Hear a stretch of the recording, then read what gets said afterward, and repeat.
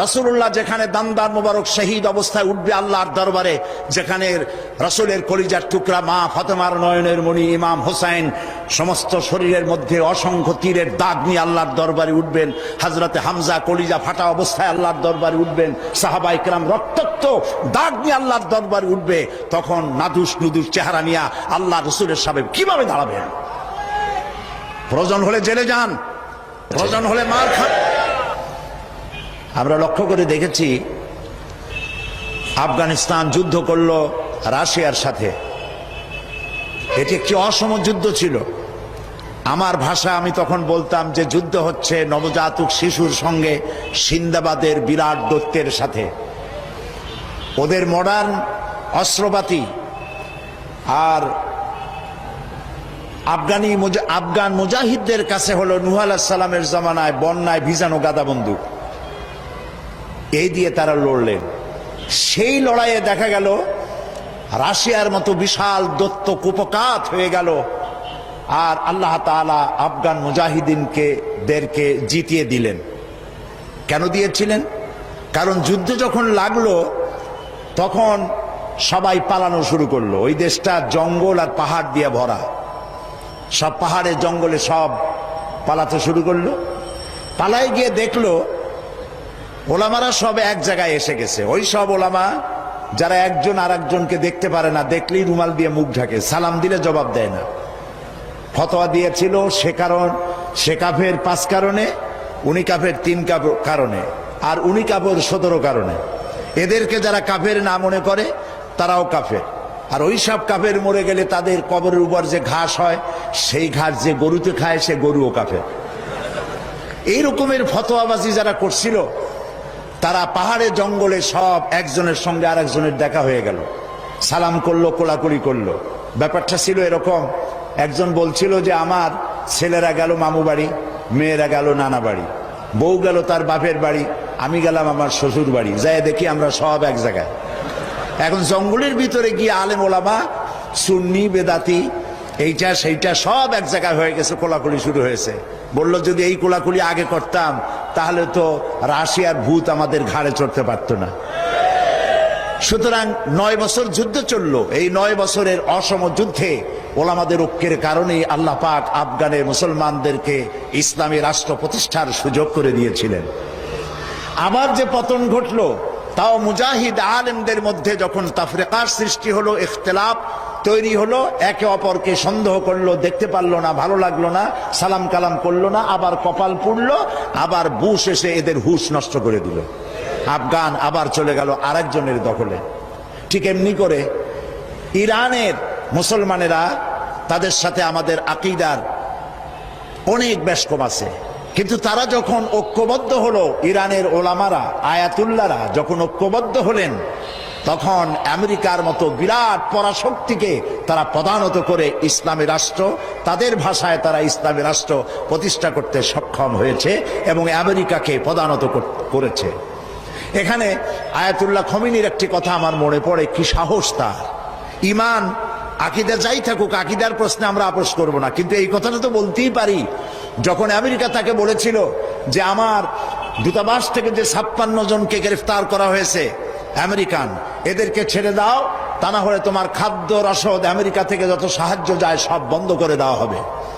Ayatollah খমিনী জবাব দিয়েছিলেন American প্রেসিডেন্টকে, তুমি কারে খাবারের ভয় দেখাও?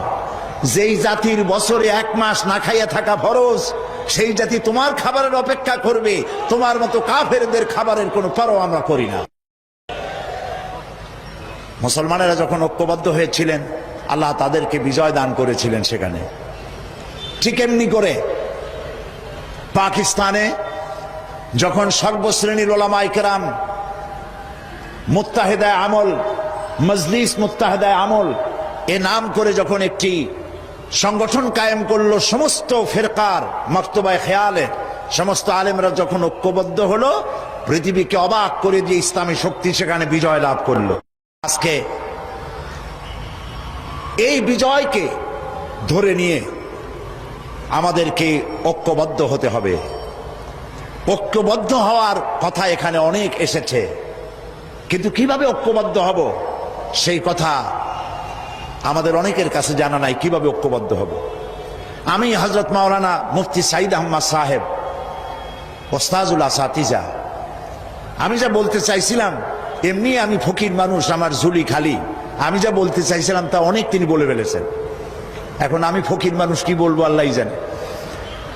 তিনি যে কথাগুলি বলেছেন অত্যন্ত গুরুত্বপূর্ণ কথা বলেছেন। এদেশে ওলামাদের ঐক্য নাই, এ কথা ঠিক নয়। ওলামাদের ঐক্য বহুলাংশে প্রতিষ্ঠিত হয়েই গেছে আলহামদুলিল্লাহ। এখন আগের মতো অত ফতোয়াবাজি নাই, এখন ঐক্যের প্ল্যাটফর্ম গড়ে উঠতেছে আলহামদুলিল্লাহ বলি। মার এসেছে পৃথিবী জুড়ে, মারের চোটে ঐক্যবদ্ধ হওয়াই লাগবে। বুশ মারা শুরু করেছে, এ মার আমাদের পাওনা ছিল।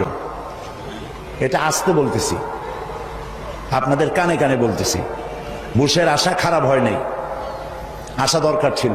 ওমা আসাবাকুম মিন মুসিবাতিন ফাবিমা কাসাবাত আইদিকুম, মার খাইতেছো দুই হাতের কামাইয়ের কারণে। একজনে বিবাহ করছিল, কিন্তু বউ তার কাছে আসে না।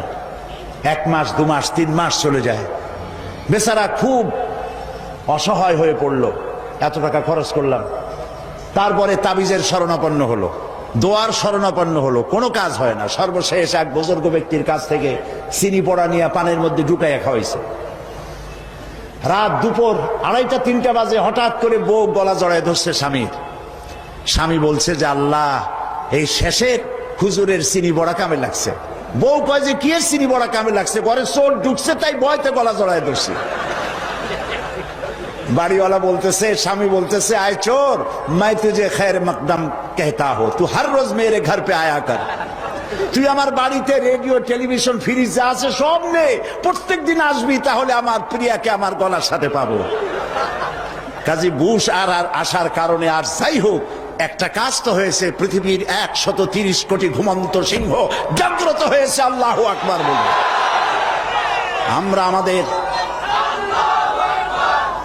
আমরা আমাদের শত্রুকে চিনেছি। শত্রু চিনতে পারেন নাই? আমরা আমাদের শত্রুকে চিনেছি। ঐক্যবদ্ধ হতে হবে। আজ ঐক্যবদ্ধ হতে পারলেই আমরা আল্লাহ তাআলার সাহায্য পাবো। আর সাহায্য এখন এই জন্য পাই না যেহেতু হক কথা বলি না।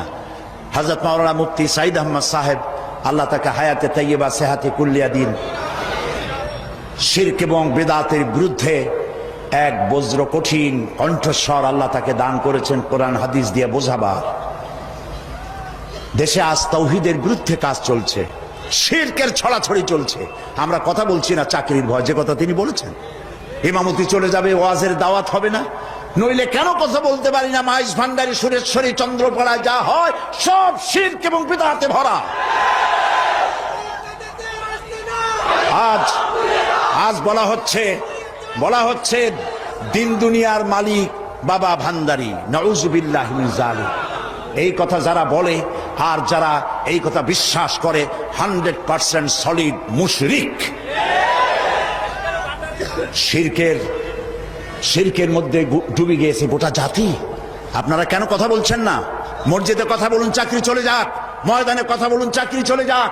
রাসূলুল্লাহ যেখানে দান্দার মোবারক শহীদ অবস্থায় উঠবে আল্লাহর দরবারে, যেখানে রাসূলের কলিজার টুকরা মা ফাতেমার নয়নের মণি ইমাম হোসেন সমস্ত শরীরের মধ্যে অসংখ্য তীরের দাগ নিয়ে আল্লাহর দরবারে উঠবেন, হযরতে হামজা কলিজা ফাটা অবস্থায় আল্লাহর দরবারে উঠবেন, সাহাবায়ে কেরাম রক্তাক্ত দাগ নিয়ে আল্লাহর দরবারে উঠবে, তখন নাদুস নুদুস চেহারা নিয়ে আল্লাহ রাসূলের সামনে কিভাবে দাঁড়াবেন? প্রয়োজন হলে জেলে যান, প্রয়োজন হলে মার খান। এই মাজারের বিরুদ্ধে কথা বলুন, এই সব ভণ্ড অলিদের বিরুদ্ধে কথা বলুন। বাইরের দেশ থেকে সাজাইয়া মূর্খ এক লোককে এনে রাহনুমায় শরিয়াত বানানো হয়েছে এই দেশে। লেখা জানে না, পড়া জানে না, ইলম নাই, কালাম নাই, তার নিজের দেশের কেউ তাকে চেনে না। মানুষদেরকে ধোঁকা দেওয়ার সুযোগ আর নাই। থামেন, সোজা দেওয়া, ধোঁকা দেওয়া বন্ধ করে দিতে হবে। আজ পীর পূজা, মাজার পূজায় গোটা দেশ শিরকের মধ্যে মুবতালা হয়ে যাচ্ছে। কথা বলতে হবে, জীবনকে বাজি রাখুন, কথা বলুন। আল্লাহর ওলিরা আসছিলেন, যে জিনিস যত ভালো তার নকল বেরোয় তত তাড়াতাড়ি। পীর মুরিদি খারাপ জিনিস ছিল না। হযরত খাজা মঈনুদ্দিন চিশতি রহমাতুল্লাহ আলাইহ একদিকে পীর মুরিদি করেছেন, আর একদিকে পৃথ্বীরাজের বিরুদ্ধে তিনি লড়াই করেছেন এবং সেই যুদ্ধ করে গোয়ালিয়র, পান্ডুয়া এবং আজমিরে মুসলিম রাজত্বের সূত্রপাত করেছেন, যা মোহাম্মদ ঘড়ির মতো বাদশার পক্ষেও সম্ভব হয় নাই। মুজাদ্দাদিয়া তরিকার পীর হযরত মুজাদ্দিদ আল ফিসানি রহমতুল্লাহ আলাইহে সম্রাট আকবর এবং জাহাঙ্গীরের বিরুদ্ধে লড়াই করে তিনি কারাবরণ করেছেন। শাহজালাল রহমতুল্লাহ আলাই গৌর গোবিন্দের বিরুদ্ধে লড়াই করেছেন। হযরতে খান জাহান আলী রহমতুল্লাহ আলাইহে লড়াই করেছেন। এখনো ফিলখানা আছে বাগেরহাটে, বলা হয় পিলখানা, আসলে নাম হলো ফিলখানা। হাতির যুদ্ধ হয়েছিল সেখানে। তারা শুধু হাত পাটা এরকম নেন নাই, এরকম করে মানুষকে দিয়েছেন। তারা বিরাট বিরাট পুকুর খনন করেছেন, মানুষের পানির ব্যবস্থা করেছেন, সুপেয় পানির ব্যবস্থা করেছেন, মসজিদ গড়েছেন। যারা আজকে বিভিন্ন জায়গায় ওরসের দাবি করেন, হিন্দু মুসলমান পাইকারি দরে গিয়ে গাঁজা খায়, মদ খায় এবং মাজারে গিয়ে সেজদা দেয়, নাউজুবিল্লাহ নাউজুবিল্লাহ। মাজারে কি চান? মুসলমানদের সাথে মাজারের কিসের সম্পর্ক? মুসলমানদের সম্পর্ক হবে মসজিদের সাথে। আর আল্লাহর ওলিদেরকে আমরা সম্মান করি।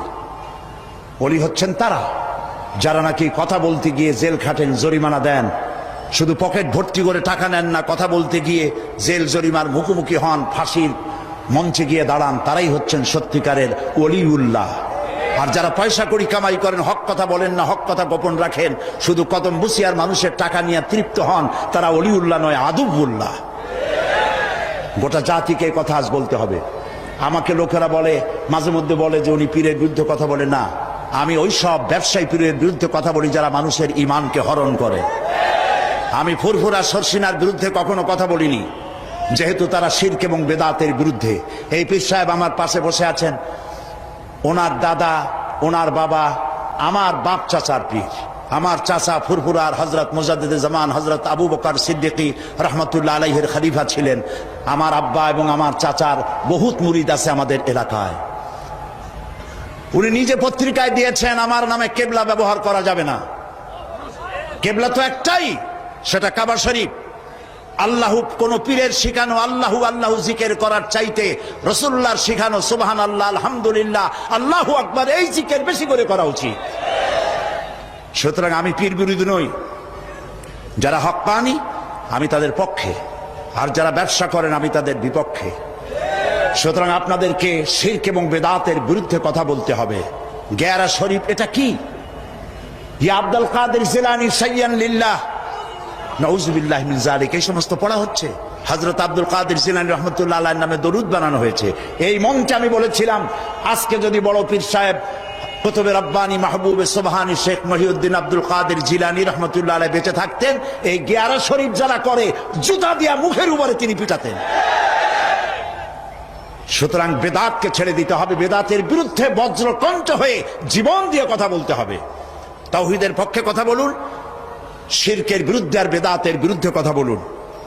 সেই সাথে আমি 5টি কথা বলতে চাই যা আপনারা করবেন। আপনারা জানেন, জানা কথাগুলি স্মরণ করিয়ে দিই।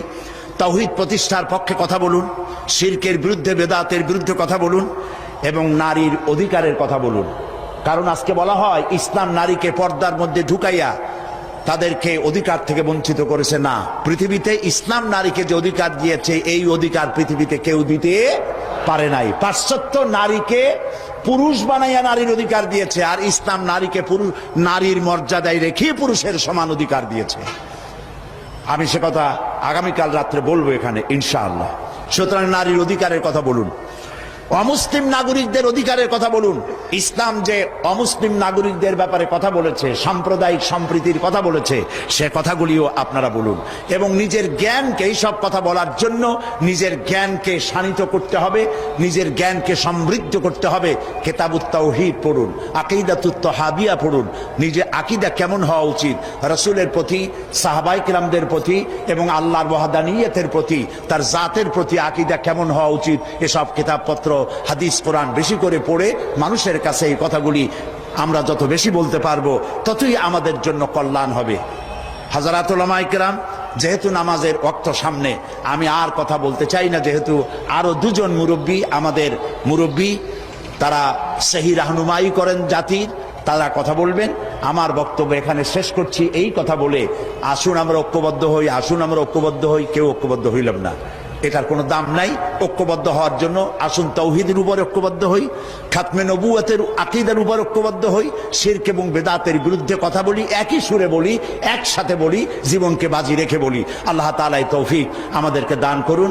হাদা মা ইনদি ওয়াল ইলমু ইনদাল্লাহ আলাইহি তাওয়াক্কালতু ইলাইহি উনীব। ওয়াসসালামু আলাইকুম ওয়া রাহমাতুল্লাহি তাআলা ওয়া বারাকাতুহু।